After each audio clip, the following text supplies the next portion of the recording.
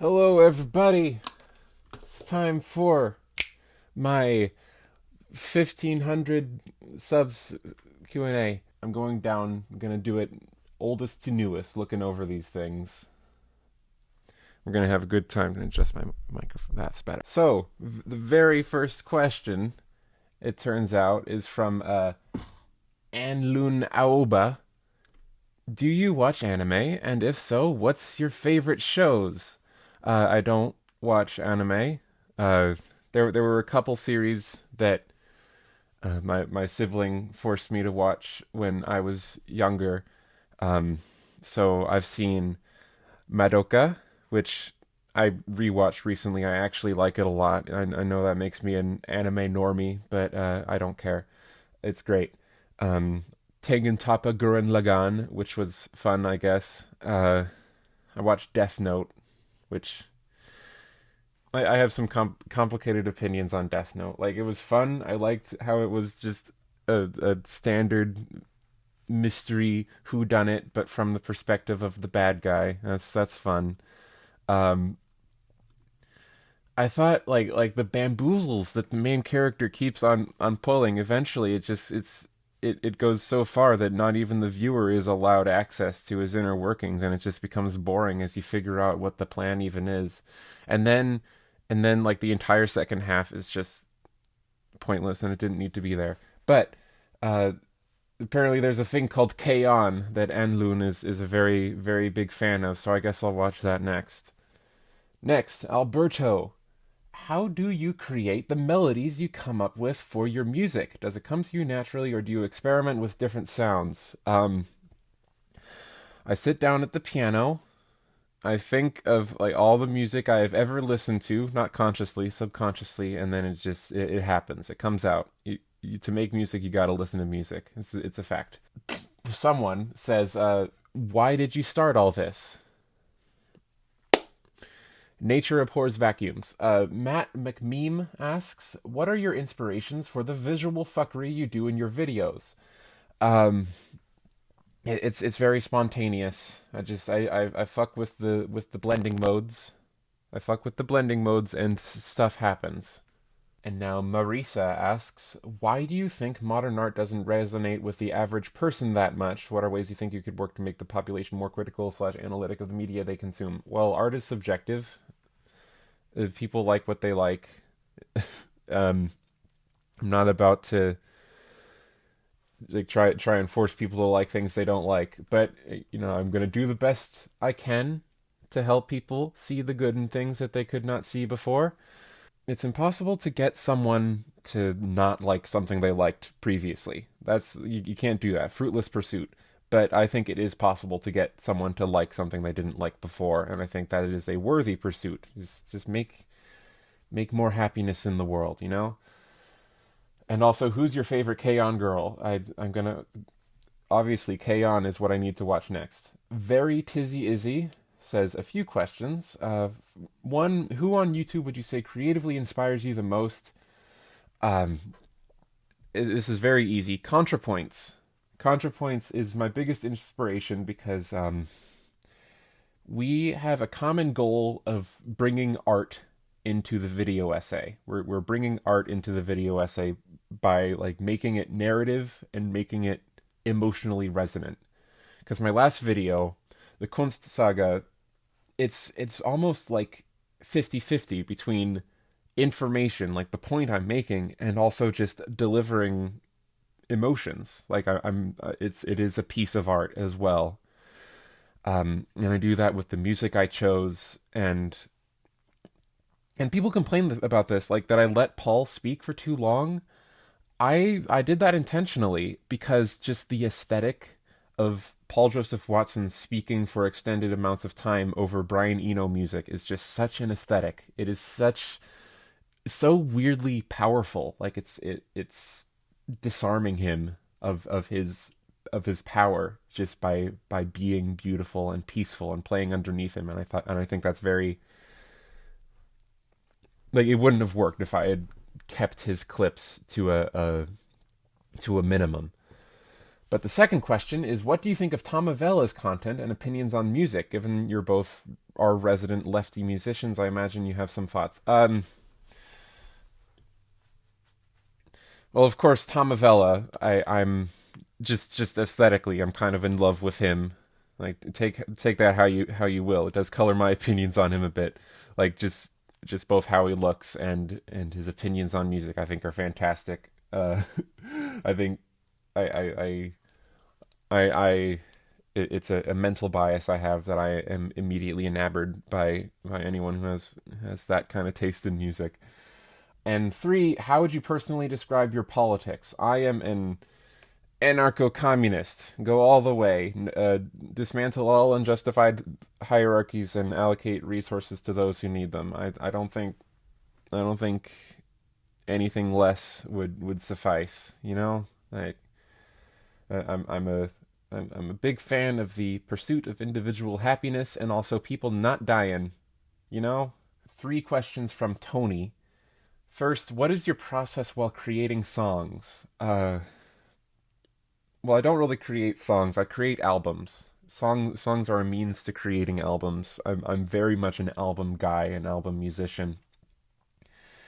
And my process with making albums is like the idea of it is what comes first. Let's take Punk as an example. Punk, my latest album.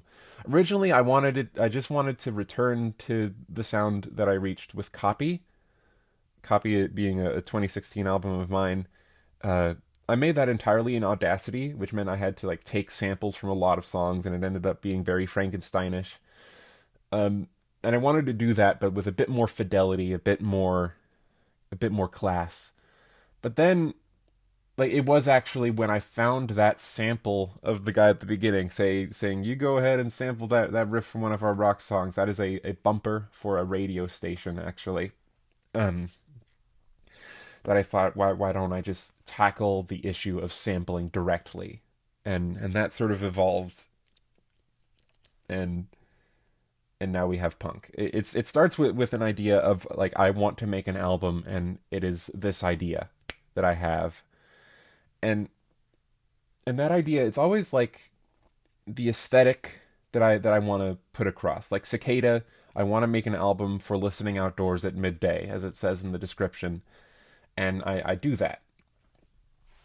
But also, whenever I'm making songs for an album, always I always know exactly where I want it to be in the album before I even start writing it. Like, I'm going to write the opener for this album. I'm going to write the closer. I'm going to write the centerpiece. I'm going to write like the second to last track. I always have that in mind because I think the pacing of albums is very important and a very like overlooked part of the music making process. But second question from Tony is, you've created videos on the likes of Paul Joseph Watson. How did you get the motivation to watch any of these hard videos anyway? To be blunt, it's privilege. I have a lot of privilege, so I'm allowed to distance myself from the videos, whereas like marginalized people watching Paul Joseph Watson, I'd imagine are they're directly threatened by those videos, and I'd very much understand it if those people just cannot consume his content. But I can distance myself from it and look at it in a very sort of analytical way. And then, is art worthless, and is worthless art valid? It's complicated because, you know, there's so much art, especially now that art can be infinitely replicated and copied and downloaded onto machines. There's so much of it, but it's also essential. It's essential to life, actually. Like, because without art, like, what would this even be? We'd just be eating, sleeping, and fucking all day long, and life would have actually just no meaning. That's just the truth. So you know what? If art isn't worthless in the same way that air isn't worthless, like, you know, air is everywhere. But you gotta breathe it. It's an essential thing. But in that same way, like, if you were to put a price tag on air, like that dude from the Illumination animation Lorax movie, that would be a moral wrong to put a price on air, because people need it to survive, and also it is everywhere. So to keep it from people and put a price tag on it would be immoral, and I feel the same way about art, which is why I think like the digital sales of art is a bit skeevy. Like it shouldn't be framed as an exchange. It should be framed as a willing donation. You know, because that's what it is. When you buy digital art, you're making a donation to the artist, and they're letting you consume their file.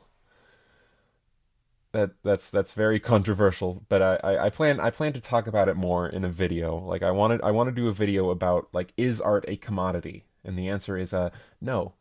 RFV has four questions.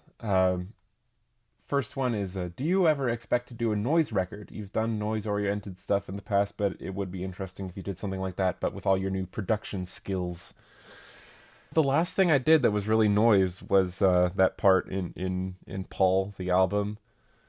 And it's a great part. And I guess I'm more interested in incorporating noise into other genres than I am in actually making a purely noise record like I did on Paul.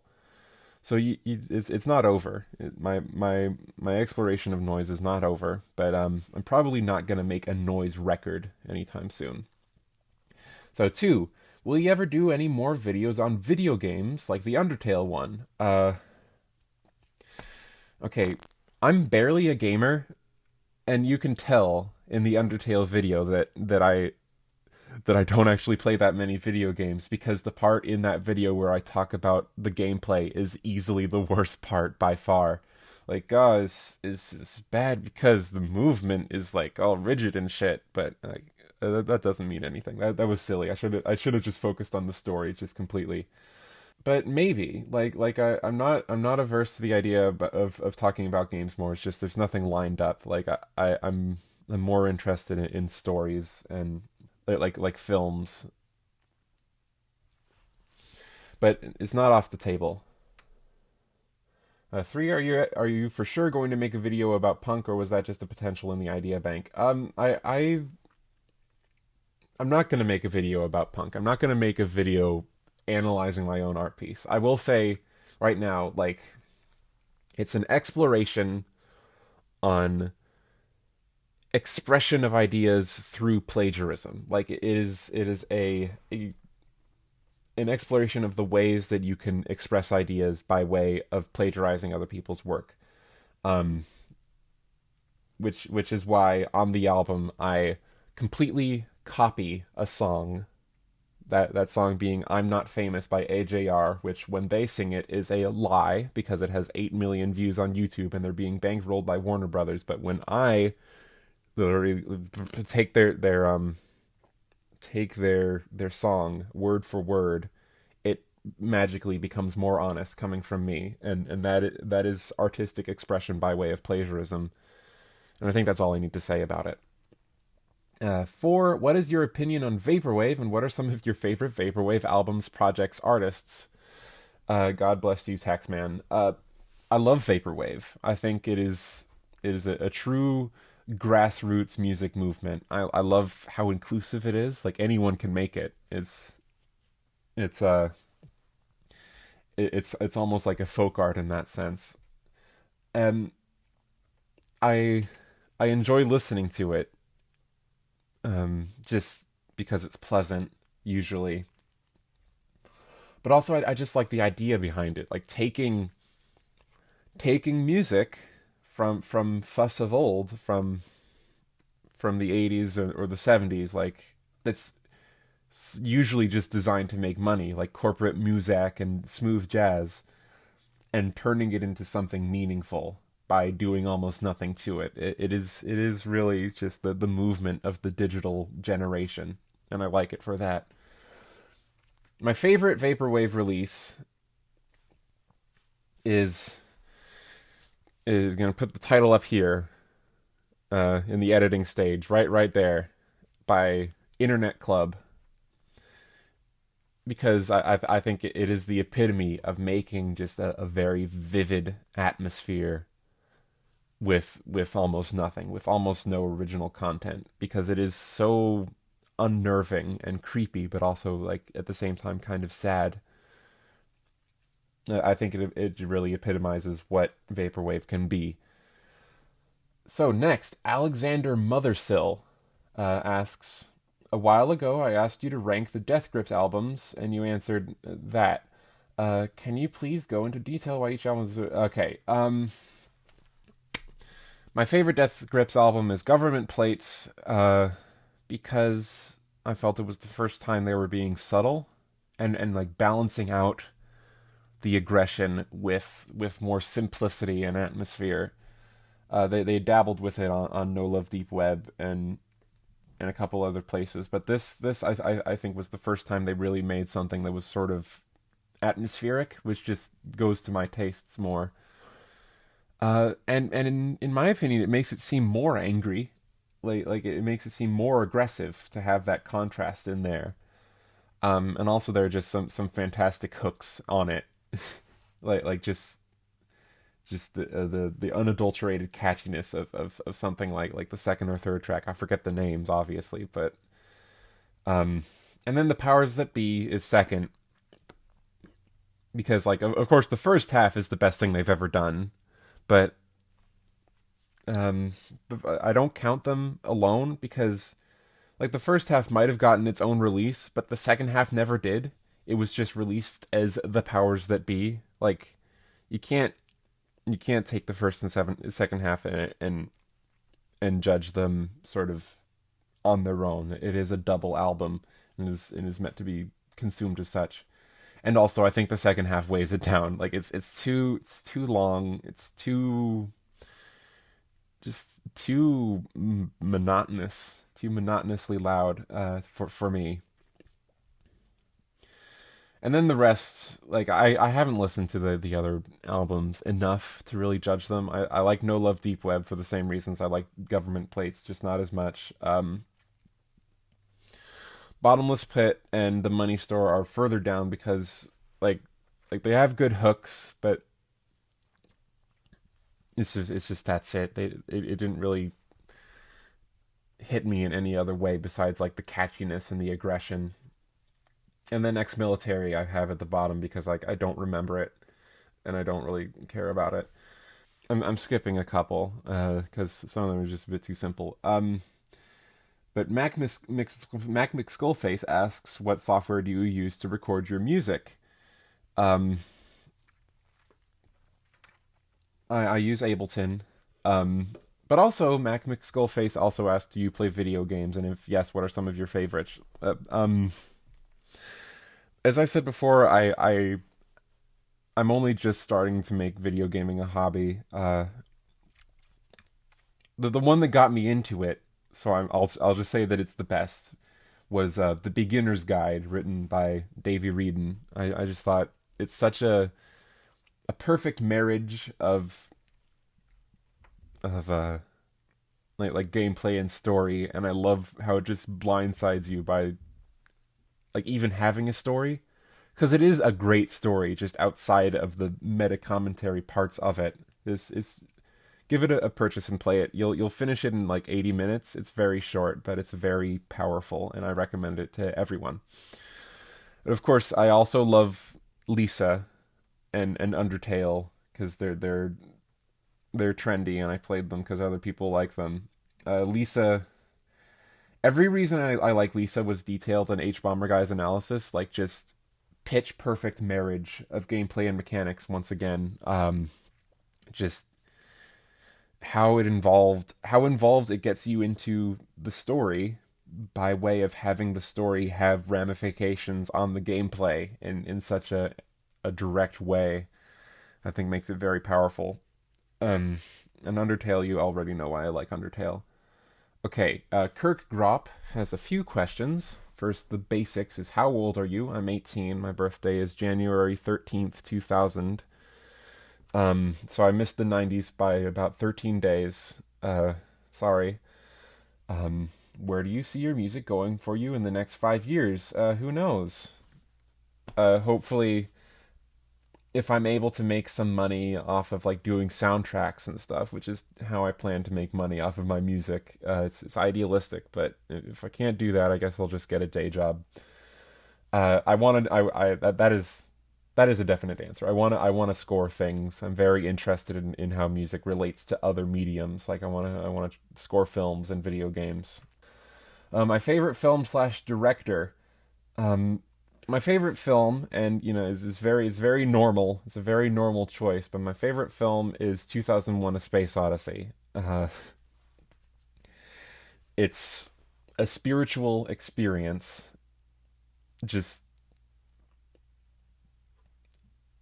it's hard to explain why I like it, and but everyone knows why it's good because it's a classic. So I have the luxury of not having to explain. I have not watched enough movies to decide what my favorite director is, but currently, like the only director that has really given me an instinctual drive to consume more of their films is Mikhail Haneke, director of Funny Games, which I'm writing an analysis of as we speak. Okay, more questions from Kirk Gropp. What type of my mouth is not working right now. What type of progression do you see music taking in the next 20 years, including the mainstream? I'm of the firm belief that there's no way to tell, but I see. If I had to guess, I'd say I see PC music, PC music, the label, having a lot of influence over pop music. Like when I think of how pop music is going to sound in the future, I think of A.G. Cook and Hannah Diamond. And do you believe that socialism is only a concept that can work on paper? Uh, okay, and this. Me and my friend sampled Cicada number one and number two for a music project we are working on. Is that okay with you? Yes, I'm okay with you using whatever you like. If I wasn't, I'd be a hypocrite. Like, you already have my permission. Just so anyone watching that, you already have my permission. Although I do appreciate being told about these things, so I can be excited about it that my music is being used for other things. But like, anyway, uh, Lucas Bellard asks, "Do you want your channel to get bigger?" Oh yeah, I'd love to have more influence on society in general. Just so I can satiate my own need for external validation. Lil Wage asks, "What order do you place your Kendrick Lamar albums in? Like, how do I rank them?" I listened to I listened to all of his albums once way back in the day, and it's like it's not my genre. I'm not really that big on lyrically focused music. Like I could tell Kendrick Lamar is dropping bombs lyrically on me, but it doesn't that kind of thing doesn't really resonate with me. So it's like hip hop is not my genre. I'm sorry. Dirtier Dan asks, "What's your favorite Mikhail Haneke film, and why is it The Piano Teacher?" The Piano Teacher's good. It's very good. But his best film, I know it's a cop out, but it's a tie between Cachet and Funny Games. I just think they like Funny Games. I think is just such a confident statement, and without spoiling anything, it's just the pure confidence that exudes from that movie. It's just something that makes me excited. And I think, especially on repeated viewings, I have seen it 3 times in preparation for my analysis. There is so much subtext that people miss, so much subtle satirical elements that I think a lot of people aren't really giving enough credit because the film, like, by the end, you realize that, man, I just never want to watch this again. Um, but there is actually a lot to it. Uh, and Cachet, I think is just as good. I think it is so deeply, tightly written. The characters are so realistic. I really believe every word that comes out of their mouths. Um, and again, I love the misdirection of it. I love the tension and the drama, the pitch perfect narrative arc that it takes, and the climax. If you've seen it, you know what I'm talking about. The climax is such a heart stopper. It's like a jump scare of the heart. It's it's no other way to put it. The way Haneke has these moments of absolute shock is just stunning, and how he does it without using musical cues or any of the tricks that directors use to make something surprising. And it's the emotion of it. It's an emotional jump scare. But the piano teacher, after much deliberation, I'd say it comes right after those two. It's number three. Um, and it's also the one that I least want to spoil, actually. I think everyone should go into that one completely blind, so I'm just going to move on to number four. Number four is Amour. I really love Amour, but like I know it's the intention, but like it almost like it made me hyperventilate with how effective it was, which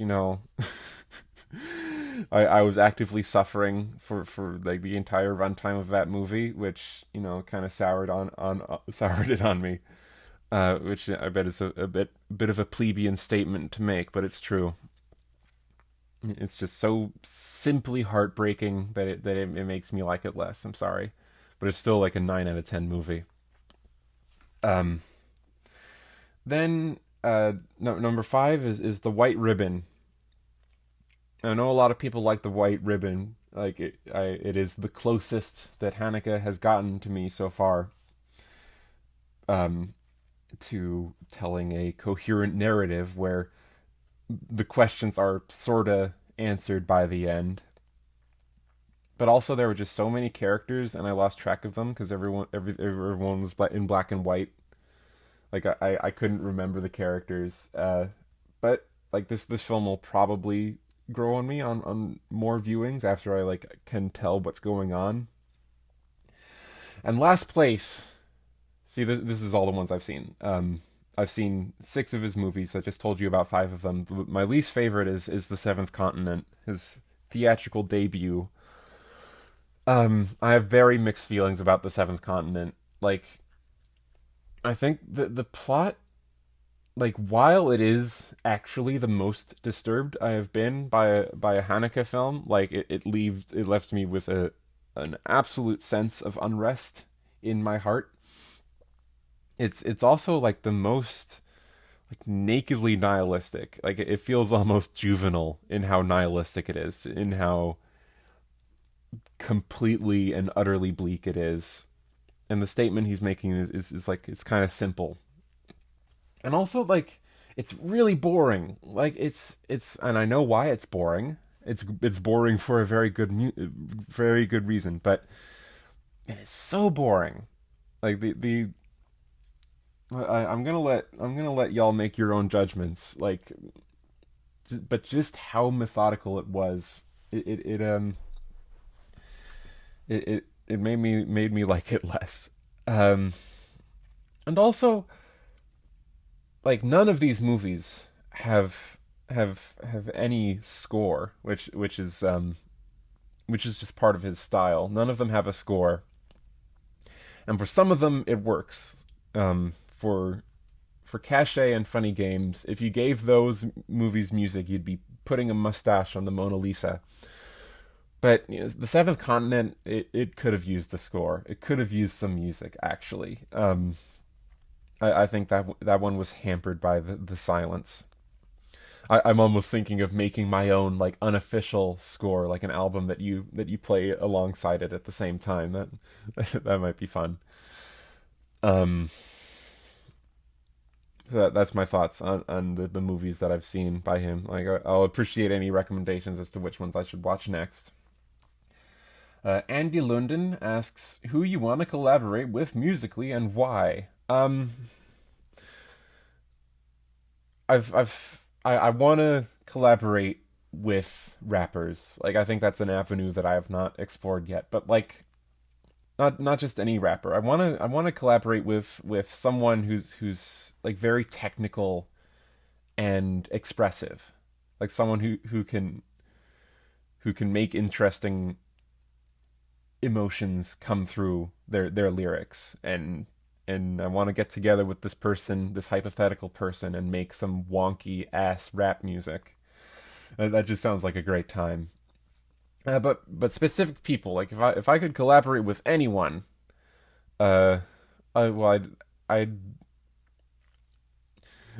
it's interesting. Like I want to collaborate with Skrillex. That's something I want to do. He seems like a wonderful guy. It might seem like an odd choice, but I think if we got together, we'd really mesh. It's like even if I don't like his music all that much, I think it could make something special. And of course, there's a lot of people I worship that I would love to collaborate with. Like I'd produce with Bjork always, and I'd produce for any like famous trap rapper. Like definitely, like I want to get my foot in the trap rap game because it's about to become a respected genre, but it's not yet. And I think like that's it. I want to collaborate with Young Thug. I would make the greatest mixtape with Young Thug. Hashtag let Eric Taxxon produce for Young Thug. Alex accidentally. That's the name. He didn't accidentally do anything. That's just his username. Uh, he asks, "Where did you get the idea for your aesthetic motif of smashing clips over each other with layer styles until it looks like some weird neo-Dadaist thing? I think it's really cool." I came across it just by trying to come up with my own way of presenting things. Like you can see me slowly try to figure it out with my worst video, PJW what my it is. I'm trying to come up with this unique style, and in that video, I completely sacrificed clarity in the process while I cisplain transphobia in a complete monotone. It's an awful video, but I think with the Kunst Saga, I've fully come into it. Just fiddling around with the blending modes to create this sort of sense of constant motion in the background to make it sort of entertaining to look at and aesthetically interesting and resonant emotionally as well. Def asks, when did you get into art and music making? Okay, funny story. The first time I was inspired to make music of my own was when The Binding of Isaac Rebirth came out, and I was just offended by how awful that game's soundtrack was, and I resolved to remake every track in it to make my own mod of it.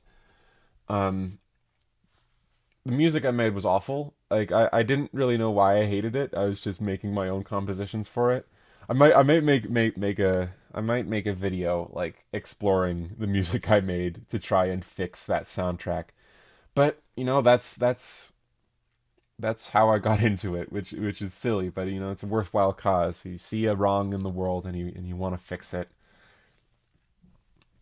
Um and two, how are you so good at the latter of those? Well, um he's asking how are you so good at music? I mean, I'm about to toot my own horn a whole bunch, so bear with me. I think well, you can see this piano in the background. I my entire formative years was spent fiddling around on the piano, just doing very sort of simple things like improvising. I learned how to play piano by improvising and writing my own music on it. So I discovered the basics of music theory by myself, and I think everyone should do that. I think everyone should learn how to play an instrument and make music on it without learning music theory, and then like 5 or 10 years later learn the names for everything. Because like learning music theory without knowing how to play an instrument is like trying to learn a language without speaking to any native speakers. I think it's essential that you are able to translate what you learn into something real. So anyway, um, Martian Orbit asks, if you had infinite resources to create a piece of art, picture, sculpture, film, music, prose, video game, etc., what would you make? Okay, so that word infinite gets me thinking. Like, if I could literally spend infinite money, hire anyone I want, buy out locations, do whatever I wanted, I know exactly what I would do. So this it would be a movie. It would be a kids movie, an animated kids movie, maybe 3D, maybe 2D, but it's inexplicably several times longer than a kids movie is supposed to be. And the plot of it has two plots. The first is a fake out plot that takes place during the first hour of the film, where the main character, who is a girl of ambiguous race, like she has bright white hair and dark skin or something, and so she's a blank slate, but she has a conflict, and it's in like a fantasy setting. She's in a village, and like she has to grow a bunch of turnips to pay off her mortgage or something. But then that plot resolves itself, and is then interrupted by a much longer, simpler plot, where it just suddenly becomes a hero's quest narrative, where this main character, she resolves to move away from her village as far away as she can go. Um,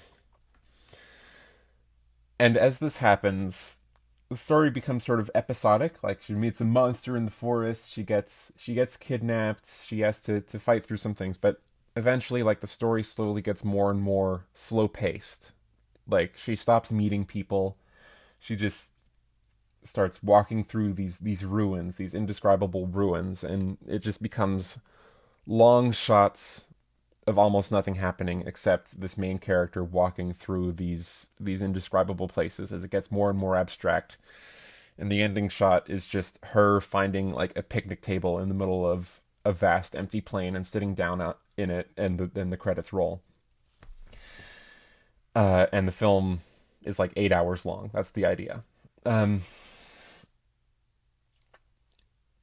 so like why would I want to do this? Like, it's not just the culture jamming with the fake out plot, which of course would be the entire marketing. The entire marketing would be about how this lady can't grow enough turnips to pay her mortgage, and the entire rest of it, like the length of the film, would be a secret.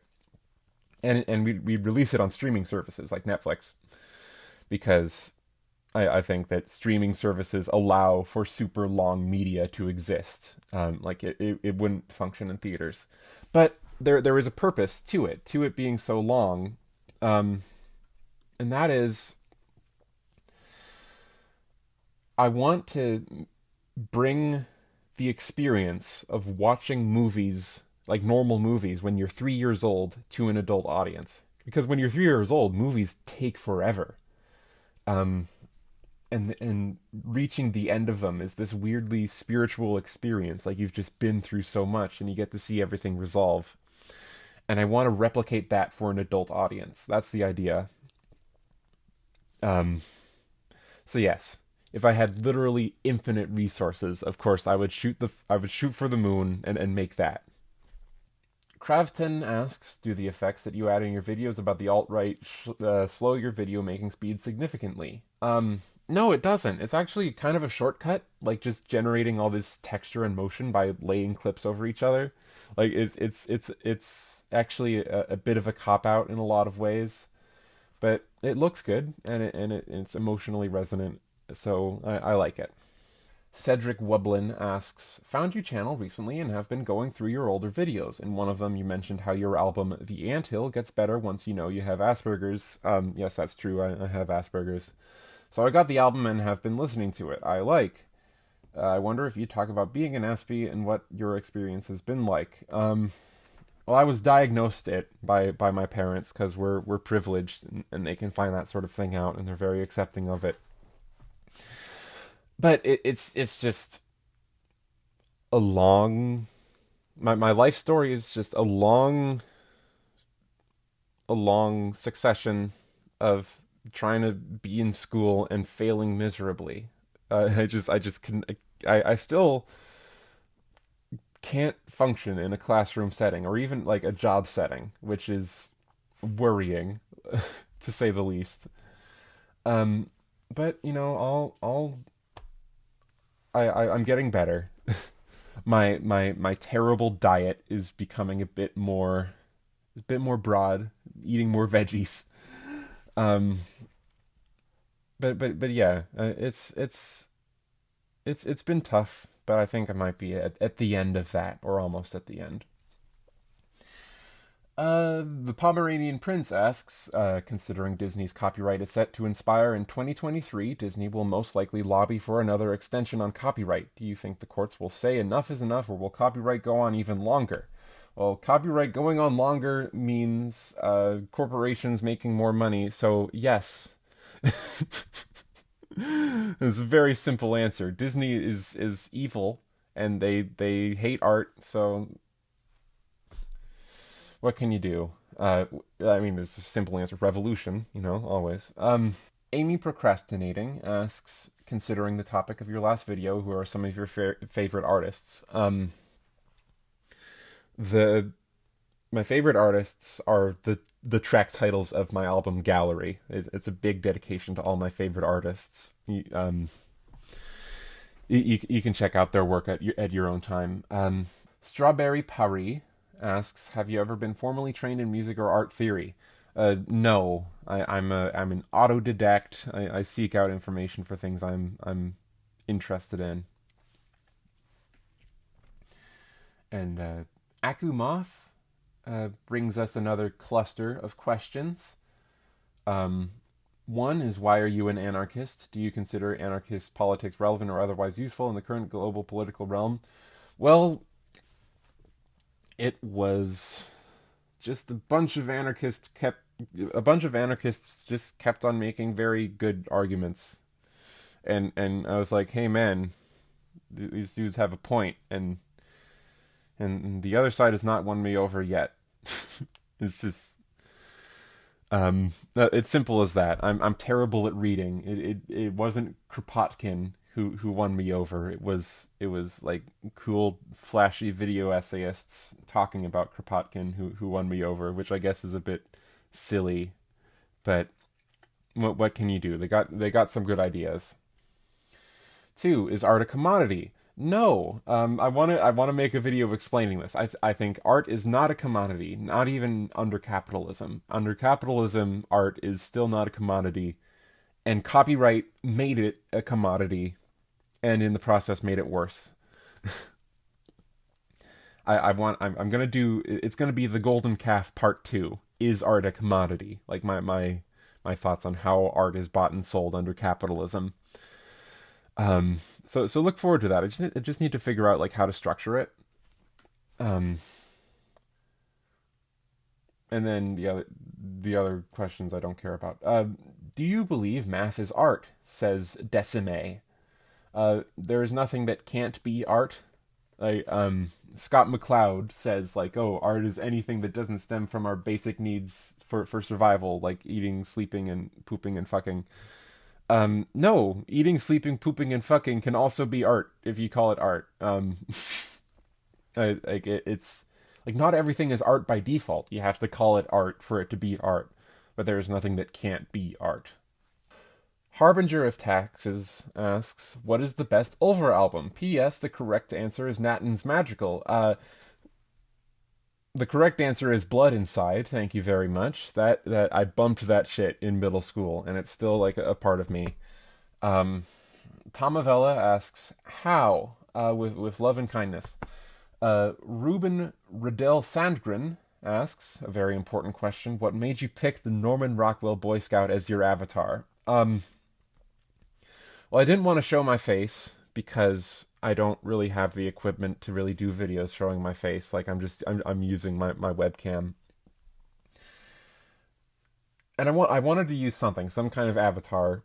And that's I chose it because I like Norman Rockwell just as an artist. I think he makes beautiful paintings of happiness and idealism. But also he isn't afraid to shy away from pressing social issues, and I respect that.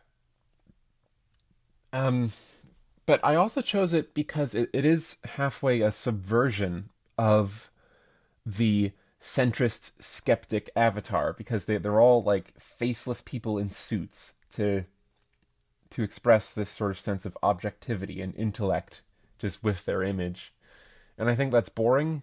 Uh, Objectivity is boring, intellect is boring. So I chose something that's sort of equally like monotonous, like this Boy Scout just sort of presenting this image, and it's an Eagle Scout too, so it's presenting an image of sort of power, but it's power through like warmth and emotion, which I think subverts it. Um, so yeah, it's yeah, I do like the Norman Rockwell Boy Scout as an avatar, um, and I'm proud of myself for picking it. Cosmic Hit asks, when and how did you develop your political stances, especially involving art? Well, I think like when I was 12 or 13 or 14, I was pretty much a centrist or like left centrist. But the thing, like I trace this back to one event that pushed me further towards the left was when I saw I was a redditor back then, and I was on the subreddit for Spelunky, the video game, and I saw a bunch of people. They were gendering the ghost that comes after you when you're when you spend too long in a level. They were saying that the ghost is she because the ghost poses by making a kissy face. If you snap a picture of it with the camera, and I was like, that doesn't signify gender. That the ghost is still gender neutral, guys. That's just feminine gender expression. Um, and realizing that I disagreed about that is what started pushing me towards the left. And then after that, it was just a series of people incrementally further to the left, indoctrinating me, I guess, as Paul Joseph Watson would put it. Just making very good arguments for their case. And now I'm an anarcho-communist. And when it comes to like this person asks, especially involving art, uh, when it comes to copyright, it's just I am an artist. I come to the position of wanting to abolish copyright as an artist, and that's very important. Like I value my own artistic freedom. But I do plan to talk more about like what that means for finance and what it means for how artists will make money. Because I do acknowledge that I am speaking against artists selling digital copies of their work, which is a hard sell, I realize, but I hope to explain it more in that video about whether art is a commodity or not. Um, John John Drenz asks, "What is your best song and why is it I'm Not Famous?" Well, I agree. I'm Not Famous is my best song by far.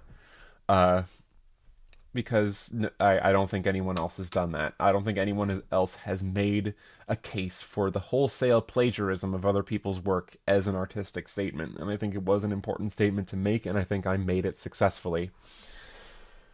Which do you think will eventually shoot you into stardom, your music or your video essays, or maybe some other project you plan to do in the future? Well, I think my video essays are more accessible to people. My music is a bit niche in a lot of places. But who knows? Can't tell. Okay, Pro LOV colon AD asks, what is your opinion on the popular YouTube musicians such as Andrew Huang, Boy in a Band, Rob Scallon, Adam Neely, etc.? Would you accept a hypothetical collaboration with any one of them? I'd accept a hypothetical collaboration with a lot of people. Like I like collaborating, obviously. And most of those people actually I would collaborate with. Like Andrew Huang, like when he's not rhythmically slapping whatever product sponsored him this month. He's interesting. He's fun. He's a synth geek. I can appreciate that. I'd definitely collaborate with him. Boy in a Band I would not collaborate with because I think we would make enemies of each other immediately. Like he made a friggin' like 10-minute video essay about how Elon Musk is saving the world. No, shut up. And also his music is boring and I don't like it. Rob Scallon I don't know anything about. Apparently he's a metal guy. I like, collaborating with people who play instruments you don't is fun. Adam Neely, definitely the one I would most want to collaborate with actually. I he definitely makes the best videos out of any of those people. Like he is currently the only person who has made a good video essay about vaporwave. Like that's the only good one. Uh, but yeah, I it's the one thing I don't like about him is just how cynical he is about making money off of music. Like he gigs all the time and he just doesn't give any time to his own original stuff, which I think is very good. Um, so while I would love to collaborate with Adam Neely, it's also the one that would be least likely to happen. But you know, like Andrew Huang, Rob Scallon, hit me up, I guess, if you're interested in that. And to boy in a band, don't take any offense, but Elon Musk is a supervillain. He's he's a friggin' snake oil salesman, and he makes shitty cars. Cookie Fonster asks, "What is your favorite and least favorite video you've ever made?" Well, my best video is actually the Kunst Saga. Before that, it was the Golden Calf, but this new one, I think I've really come into my own as a video essayist. I think it has a good message that's unique to me.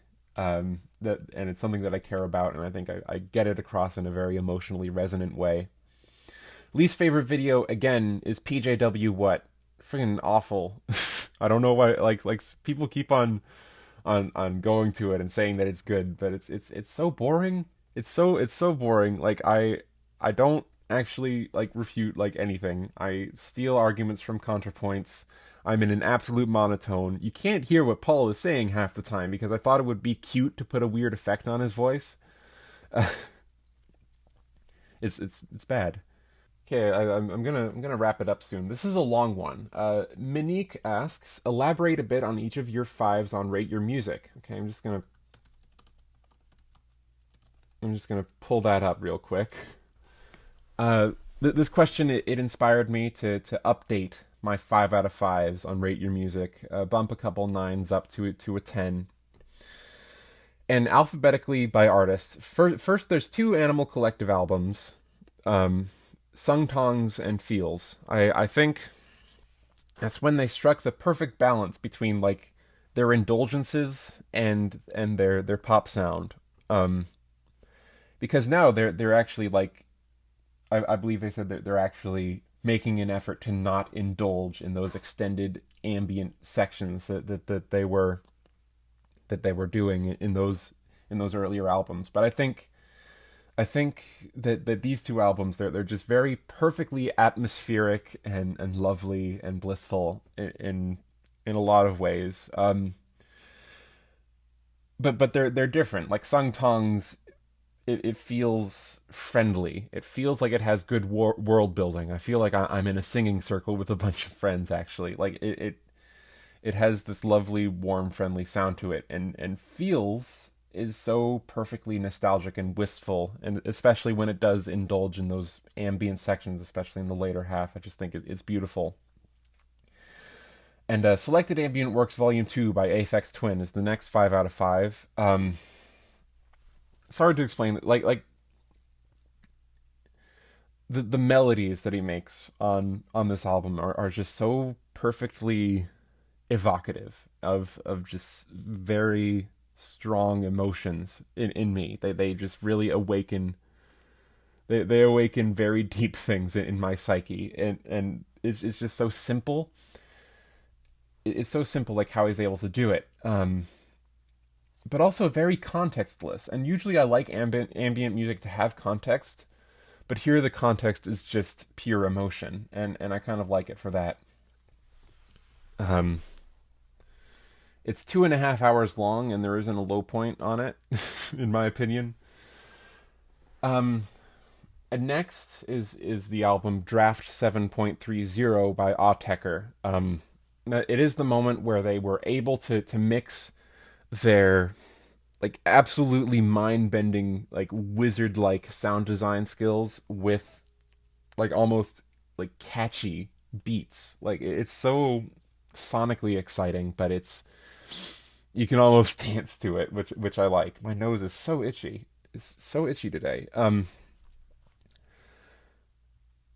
and while we're talking about Autechre, Confield is a close second because that also has just genius sound design. But I like Draft 730 pokes above for me because it is so catchy alongside being such a sonically dense record. And then two Bjork albums, Vespertine and Biophilia. I consider these to be 10 out of 10 albums. They're both like lyrically flawless. They have very detailed and specific themes that they're that they're that they're referring to. And biophilia is especially is like some of the most dense meaning that someone has been able to bring out of just instrumentation alone. Like just for example, the song Moon. These arpeggios with the harp, they really evoke phases in the mind, and while she's talking about cycles and death and rebirth, the best way to start anew is to fail miserably. It really feels very holistic. And Vespertine, you know why Vespertine is good. It's just pure bliss. The production is so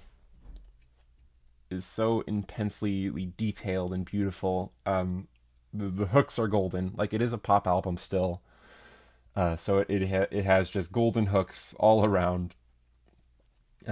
Next is James Blake, self-titled.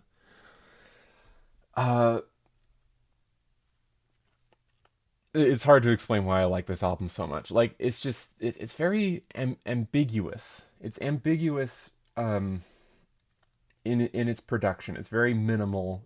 The lyrics say almost nothing, but like, it sort of lets me fill in the spaces while still being a very like finely crafted pop album with very inventive and exciting like production techniques. And this is an intro. The album Flood by Boris, a Japanese metal band. It's a little over an hour long, but every second of it is almost contributing to this narrative arc where it builds and climaxes and resolves. But it's not boring. Like it is just simply the most singularly holistic album listening experience I've ever had, and I try to get the same experience out of my albums, although like not as glacially as they managed to achieve it. And next, this is a bit of an obscure one. An artist who goes by the name Cassiotone for the Painfully Alone. His album Etiquette. It's a very bedroomy synth pop album. This album is why my pop albums exist. You'll hear me all over this album. I it is a very big inspiration for albums like The Anthill and Paul, because I too am a trembly voiced baritone who makes bedroom synth music. So check that out. It's a very sweet, mundane, somber record. There's a lot of subtle emotion to be had in it. And then can't pronounce the title, but Frisk Fruits that text. It's another obscure one, but it's like such a lush album. It's very detailed, like these wonderful little it's like little sculptures dancing around in my field of vision. Like it's just constantly sonically exciting, and it's so precious. It's so pretty. It makes me happy when I listen to it. And taking a turn, I have a Merzbow album in my 5 out of 5s on Rate Your Music, Hybrid Noise Bloom. It is the album that turned me on to noise music. Like, it's not an easy listen, but it made me realize how timbre can be used as composition. Like because it's so texturally detailed. It's so complex. It's so layered at all times. It is just a rush to the head, a rush of information. and I recommend it like as like to anyone who's struggling with getting into noise music. Actually, I think it's a perfect entry point. And y'all know this one, Joanna Newsom's "East." Y'all know why. 106 Point Never's "Returnal." Now that I like this album so much because again, like it is a pitch perfect structure. It's just like it's an ambient album, but it starts out. It has this explosive start that resolves and feels like it spreads throughout the entire record. But it also has like this centerpiece, almost like a pop song in the middle of it. Um, I I like to structure my ambient albums in a very similar way to how Returnal is structured. Like to have this progression and then have a centerpiece where it suddenly like isn't really ambient anymore. You can hear that on Sky Simplified and on Cicada as well. I have those albums have centerpieces to them. But like a review of it like really perfectly exemplified why I like it so much. Like someone described it as like the Michael Bay's Transformers of ambient music, which sounds derogatory, but it's actually a perfect explanation because it is so grand, but also so controlled. It's almost like a AAA blockbuster in ambient music form because it is it is so like finely crafted. And then Sufjan Stevens' Seven Swans. I love Sufjan Stevens. I love all of his records, but Seven Swans is my favorite because it takes his lovely songwriting, his lovely voice, and his lovely instrumentation and puts it into like a manageable package. Like, Illinois is great. It's too long, Sufjan. It's just a bit too long. Like, too much stuff is in there. Like, there's so much stuff going on. Like, too much content. Like, people say, like, oh, a long album should justify its length. I don't think so. Like, for a long album to justify its length, it has to space itself out more. Because I think an album can just have too much content in it, and I think a lot of Sufjan Stevens albums sort of suffer from that, except for Seven Swans, which is great and beautiful. Um, so next, this one's a bit of a sentimental one. Is Ulver's Blood Inside? It was the first album I really loved as like an early teenager. Like when I was 14, it was my jam, but I still like it now. It's such a chaotic expression of emotion just at all times. Just the way everything bleeds together and all the just the very strange production decisions that the band made. And also like I do love Garm's voice. It's like it's very Eurovision, which some people don't like, but I think it's lovely and precious. And also, I am kind of in love with Garm. Like, look at him. So this next one's a bit of a weird one. Chris Watson's Weather Report. It's an album of like nature recordings, but nature recordings structured in a very very intensely intentional way. Like it feels like I'm listening to a composition of nature recordings. Like it's split into three parts. They're all 18 minutes long, and they all have a sort of different subject matter. The first one is a savanna. Second one I believe is like forest wetlands, and the third one is Arctic. It's glaciers, and each one has such a vivid atmosphere because they're not just recording something from beginning to end. It's a compilation of different sounds coming in and out in a very but like what sounds in a like a very intentional way, and also it just sounds fantastic. Like the production of it, like the pure sound of these things just makes it so vivid. The sounds of these nature recordings. And next, best album of all time, Ween's The Mollusk. I owe everything to The Mollusk, actually. Uh, I owe all of my creativity to The Mollusk. There isn't a bad song on it. There isn't a bad lyric on it. Like, just the storytelling is so intensely vivid. And how it's able to juxtapose tragedy and comedy to make it both funnier and more tragic through that contrast is just so compelling at all times, and there isn't a bad hook on it. because it is a pop album really at heart. There isn't a non-golden hook on the album. Every song is just immediately catchy. And then the next one's another sentimental one. Yes, Tales from Topographic Oceans. I listened to it a lot when I was younger. But there are things to appreciate it. There are things to appreciate about it now as well, because it's absolutely full of filler. But I'm not being controversial when I say this.